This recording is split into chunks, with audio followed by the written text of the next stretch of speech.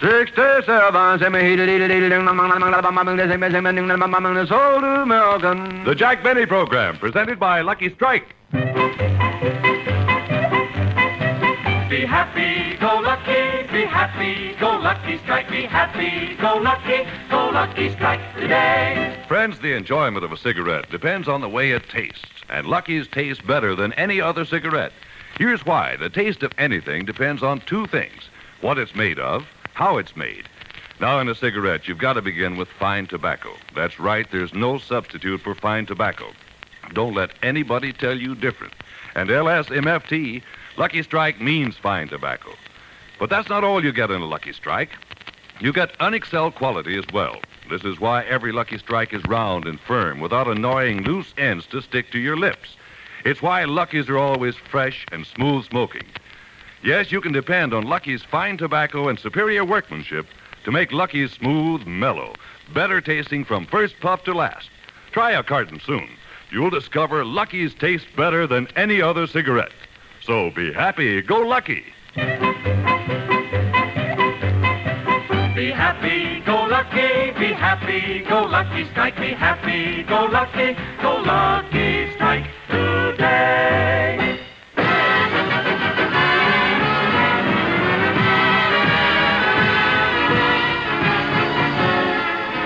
The Lucky Strike program starring Jack Benny with Mary Livingstone, Phil Harris, Rochester, Dennis Day, the Sportsman Quartet, and yours truly, Don Wilson.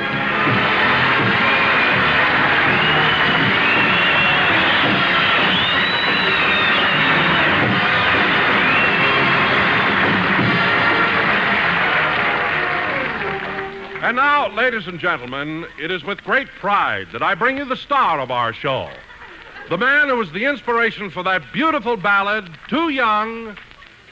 And here he is, Jack Benny.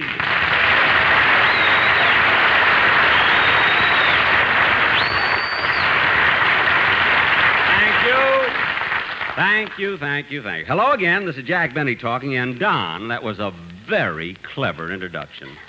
So I think it's only fair that I tell the audience that you, too, were the inspiration for a song. Oh, really? What song? My Truly, Truly Fat.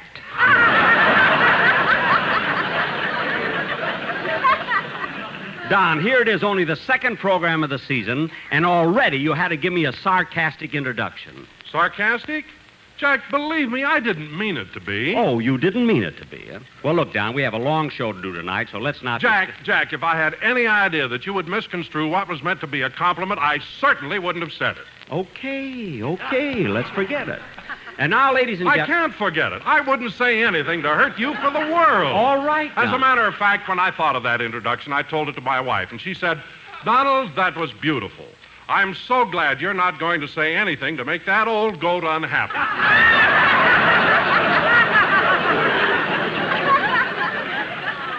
What? Don, your wife called me an old goat?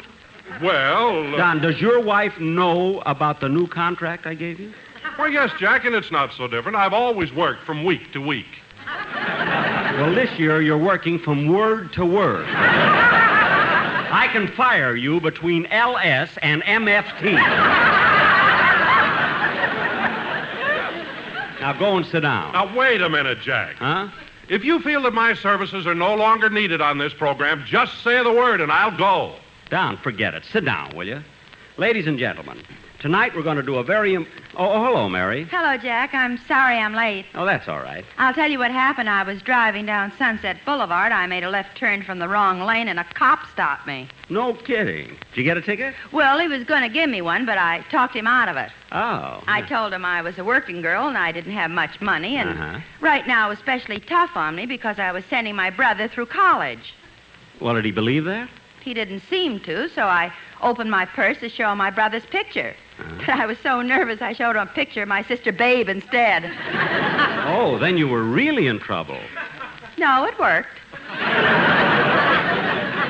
Now, wait a minute, Mary. I know we kid a lot about Babe, but how could anyone mistake her for a man? Well, fortunately, when this picture was taken, Babe had just come home from a football game, was still wearing her helmet. Well, I imagine that broken nose helped a little, too. Huh? Anyway, Mary, I'm glad you didn't get a ticket. And now, ladies and gentlemen, for our feature... I've got my pride, you know. Don, forget it. I won't forget it. If I'm not wanted on this program, I'll leave. Jack, what's wrong with Don? Oh, it's nothing. Nothing, he says, after all I've done for him. Now, just hold it a minute, Don. What have you ever done for me? I'll tell you what I've done for you. I've been on this program 17 years. And for 17 years, I've been eating and stuffing myself just so you can do jokes at my expense. What? How many laughs would you get if I weren't a big fat slob?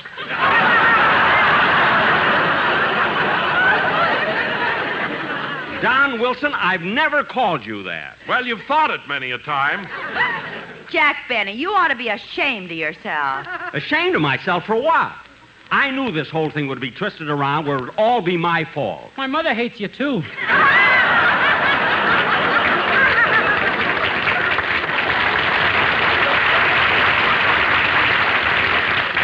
Dennis, this doesn't concern your mother, and it doesn't concern you either. Oh, hello, Mr. Benny. Hello. Now, this is just between Don and myself. Now, wait a minute, Jack. What concerns one member of the cast concerns all of us. Look, Mary, you can keep out of this, too. Now, wait a minute. You can't talk to Mary like that. Oh, I can't, eh? Well, let me tell you something. Hold it. Stop this bickering. We've got to stick together. We're still in radio. Phil, the whole thing is Don's fault. He not only gave me a sarcastic introduction, but now he tells me that I owe my whole career to him. That if he didn't eat and get fat, I would have no show at all. Well, Jackson, Donzie's got a point there. What? Look what I have to do to live up to the character you gave me. Look, Phil. Do you think I like to drink?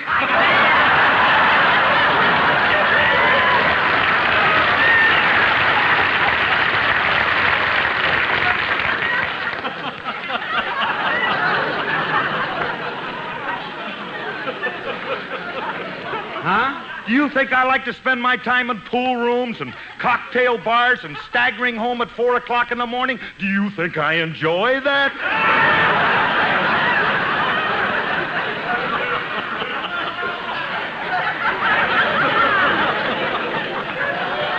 You know what that is. I see. Now, Phil, let me get this straight. You mean to say you do all this just for my program? That's right. Well, then let me ask you something. We weren't on the radio last night. How come I saw you lying in the gutter? Rehearsal, Dad, rehearsal.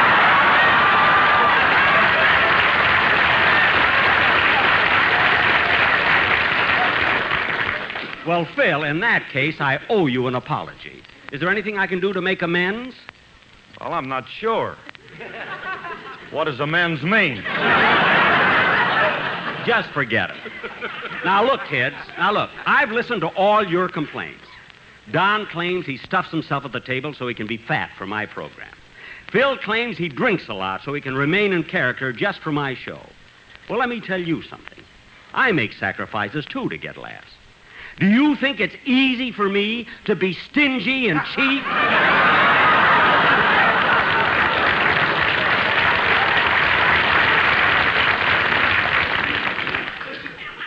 Well, this is a loyalty test if I ever heard one.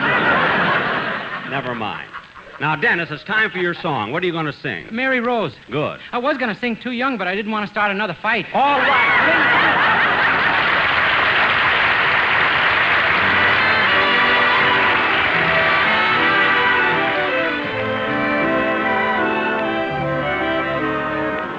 When your eyes are smiling, you look so beguiling. Mary Rose. Every care goes fleeting when our lips are meeting. Mary Rose, I love you true, and we'll never part. Heaven made you the rose of my heart. There's a glow about you, I'd be lost without you.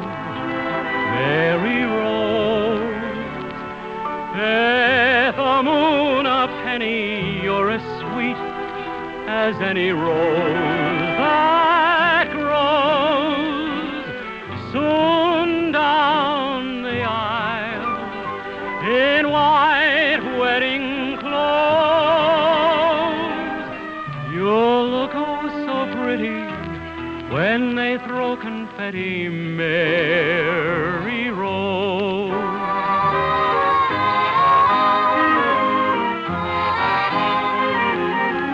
Mary Rose, bear the moon a penny, you're as sweet as any rose that grows soon down the aisle in white wedding clothes.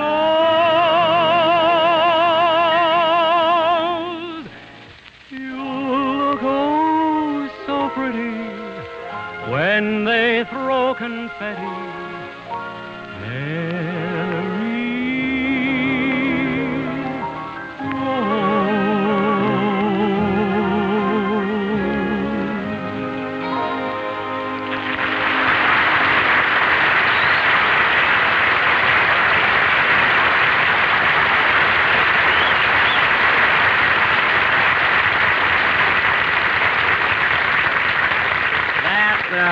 That was Mary Rose, sung by Dennis Day.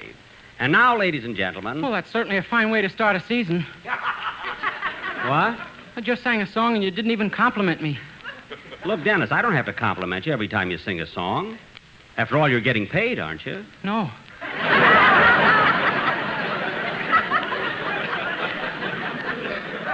What do you mean, no? That's why I have to wear these old clothes all the time. What are you talking about? You've been with me over 10 years now, haven't you? Uh-huh. And after every broadcast, haven't I sent you a check? Uh-huh. Well, what do you do with the money when you cash them? Oh, cash them! Mary, give me an Alka-Seltzer, will you please? Well, Jack, I didn't want to embarrass you in front of everybody, but since we're on the subject, I'd like to talk about the check you sent me last week. What about it? It bounced. Wow. You mean it came back marked insufficient funds? No, improper signature. My check? Well, I remember signing it, Jack Benny. I know, but you left off star of stage, screen, and radio. Oh, yes, that's my commercial account. I'm sorry. Now, let's get on with the program.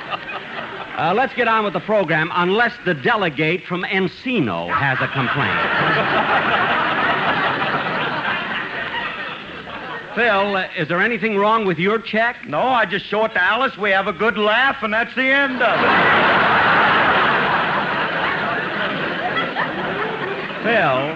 Phil, Alice can laugh at Glenn McCarthy's checks. Believe me. Now, kids, let's drop all of these arguments and get on with the program. Now, ladies and gentlemen, for our feature attraction tonight... Oh, who can that be? Hello? Hello, Mr. Benny. This is Rochester.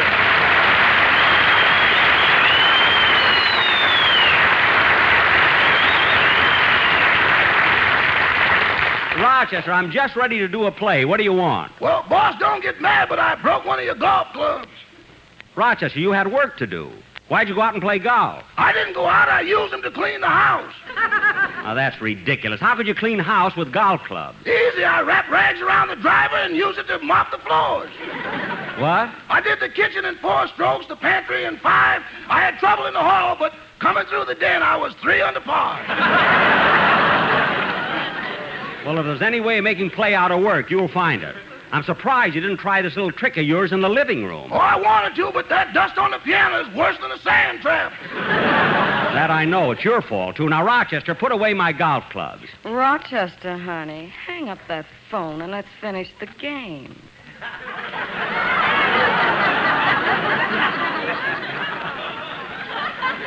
Rochester, who was that? My caddy.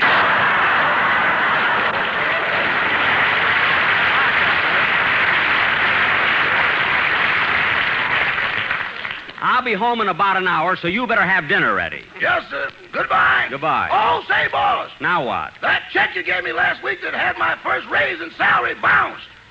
Oh, for heaven's sake, what was wrong? Improper signature? No. Insufficient funds? Nope. Then what was wrong? They just wouldn't believe it.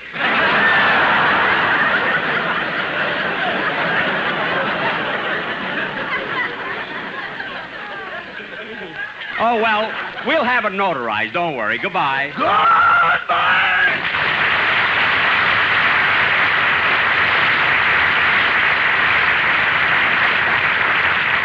Funny how a checking account can get so messed up. Now, where was I? You were getting ready to start our sketch. Oh, yes. Now, ladies and gentlemen, for our feature attraction tonight, we're going to do a dramatic play.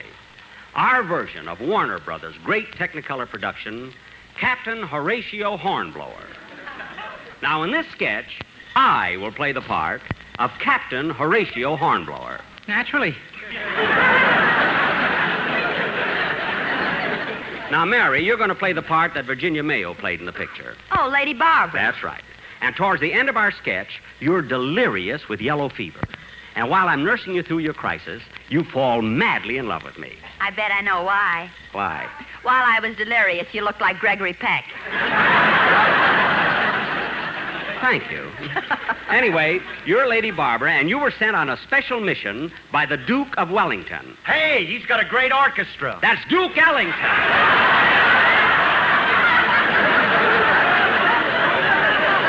Oh.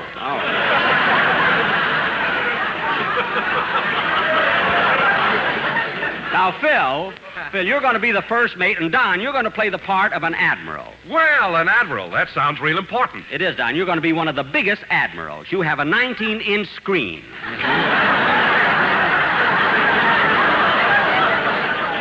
I wouldn't be able to play that part if I didn't stuff myself just for you. Look, Don, don't do me any favors. I'll change that part. You'll just be a member of my crew. And finally, we come to you, Dennis. It's about time. Dennis, you're going to play the part of El Supremo. El Supremo. Yes. He's an unscrupulous, power-mad, ruthless, bloodthirsty cutthroat who'll stop at nothing to get what he wants. Gee, that's my agent. No, El Supremo happens to be a Spanish rebel. Now, Don, set the scene for our play, will you? Okay. Ladies and gentlemen, our version of Captain Horatio Hornblower.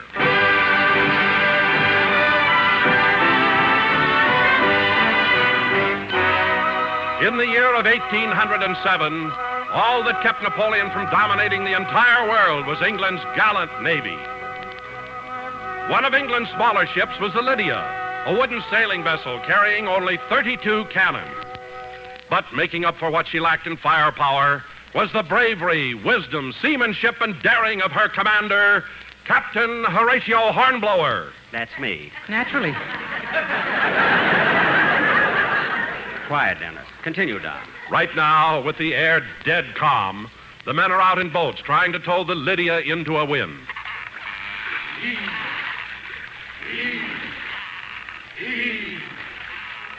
Look at those men.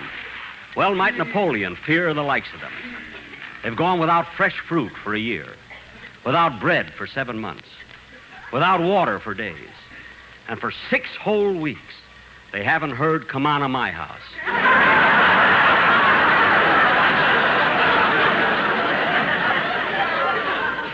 Stout fellows.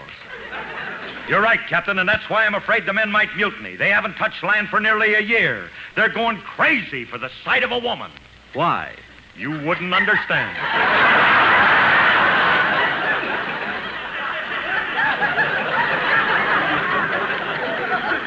I wouldn't? Naturally. Well, look, man, hark. A breeze. By the great horn spoon, we whistle up a wind. Call the men back to the ship, Wilson. Aye, aye, sir. Back to the ship, men! Look out, Wilson. Don't get too close to the edge or you... Man overboard! Good. Look, Captain, he's swimming for it. Come on, Wilson, just a few more strokes and... Captain, look at that man-eating shark. Yeah. Look at that man eating that shark. Good man, Wilson. Stout fellow. I'm only stuffing myself for you.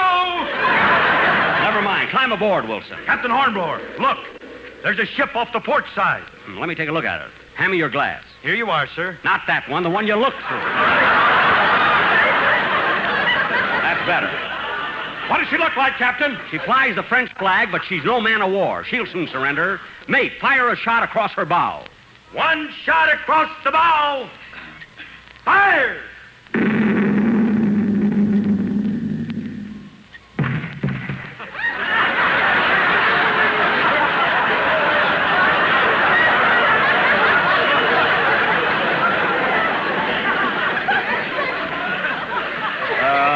What happened? The wind was against us.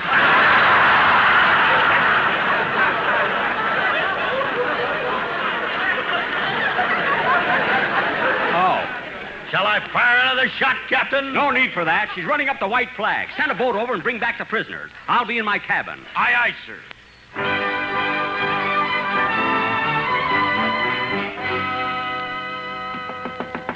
Come in. It's me, sir. I have the captain of the French ship. And, sir, they had a woman passenger aboard, so I brought her, too. A woman, eh? Well, bring the captain in. I want to question him first. Naturally. You stay out of this. Bring him in, mate. Come on, in with you. Get in. Are you the captain of that French ship? Oui.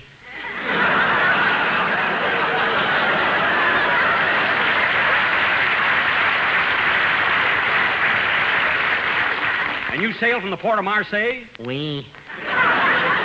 And you're carrying a woman aboard? Oui. What does a woman look like? Wow.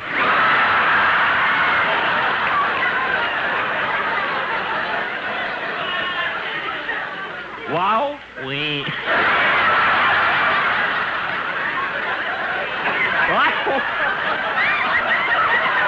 I won't bother with him. Throw him in irons. I'll question the woman. Where is she? Right outside, sir. Oh, there she is. I'll talk to her. Mademoiselle, je vante parler avec vous? Hello, Captain. Wait a minute. You speak English. I am English. What's that? Captain, you better get her ladyship below decks. The men are becoming unruly. All right. Don't worry, your ladyship. You're safe with me. Naturally.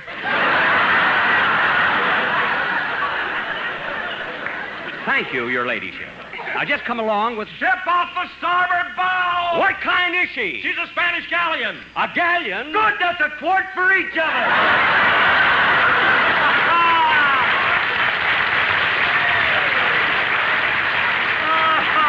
Oh, here as many brave hearts are asleep in the deep, but you're awake every minute.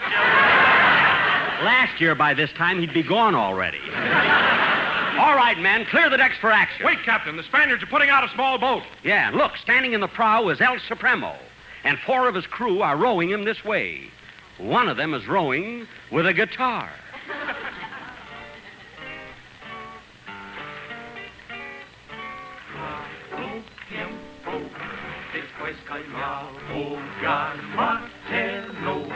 Para poder curar su enfermo, el frío se murió, el frío se murió. Lucky strike means fine tobacco. Hey, quedó disumprarada, y loco no rap, no papis rap. Corrió otra de su amada. Lucky strikes are very mellow. Que lujuria ya no floor. Now El Supremo say, throw me around the day. We're getting luckies today. Smoke a lucky. A lo triste de su suerte. Smoke a lucky. Que bien pronto de llegar. We wish that we could get a rhyme for Lucky Strike just one more time. We could say that it is sublime. Smoke Lucky Strike. L-S-M-F-E Means find tobacco. L-S-M-F-E Just find tobacco. Just find tobacco. Yes, L-S-M-F-E.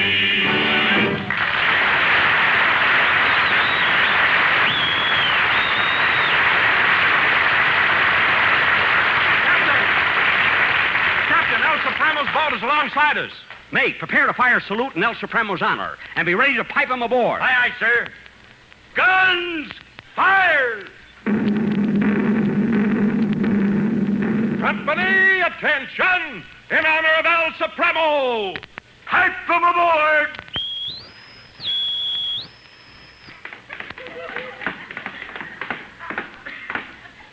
Which one of you commoners is the Capitan?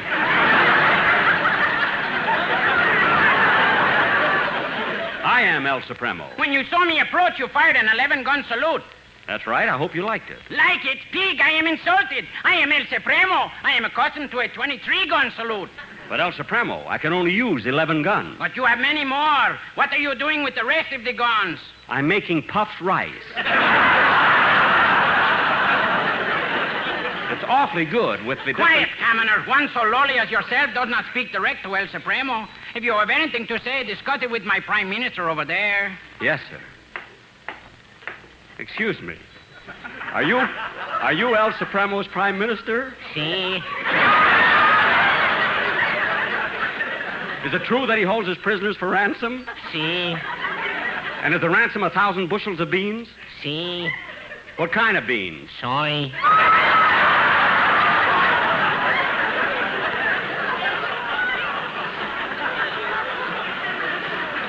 Soy? See?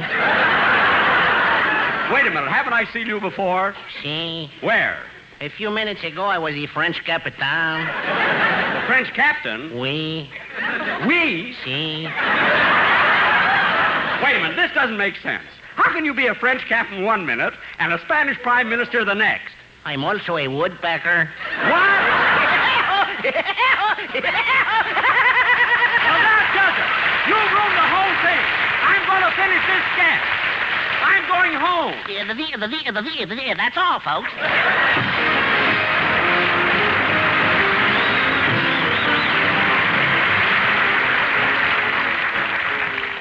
Ladies and gentlemen, our stockpile of blood plasma has been gravely depleted by the demands of the Korean campaign, and it is imperative that action be taken to ensure an adequate supply ready for immediate use. As General Ridgway said, every American who has given blood can and should feel he personally has contributed directly to the saving of the life of an American boy. So please go to the blood bank in your cities and contribute. It's needed badly. This is an urgent request. Thank you. Jack, we'll be back in a minute, but first... Be happy, go lucky, be happy, go lucky, strike, be happy, go lucky strike today. Friends, do you know why we say Lucky's taste better than any other cigarette? Well, the taste of anything is determined by two things: what goes into it and how it's put together. This is 100% true when it comes to cigarettes. Just consider these facts. Lucky's are made of fine, light, mild tobacco, better tasting tobacco. Yes, LSMFT, Lucky Strike means fine tobacco, and there's no substitute for fine tobacco. Don't let anybody tell you different. What's more, this fine tobacco is carefully made into a cigarette that's uniformly round and firm, free from annoying loose ends that stick to your lips. Every Lucky is always fresh and smooth smoking. Yes, you can depend on Lucky's fine tobacco and superior workmanship to make Lucky's taste better than any other cigarette. Try a carton soon. Be happy. Go Lucky. Be happy, go lucky, be happy, go lucky strike, be happy, go lucky strike today. Good night. This is the CBS Radio Network. KNX Los Angeles.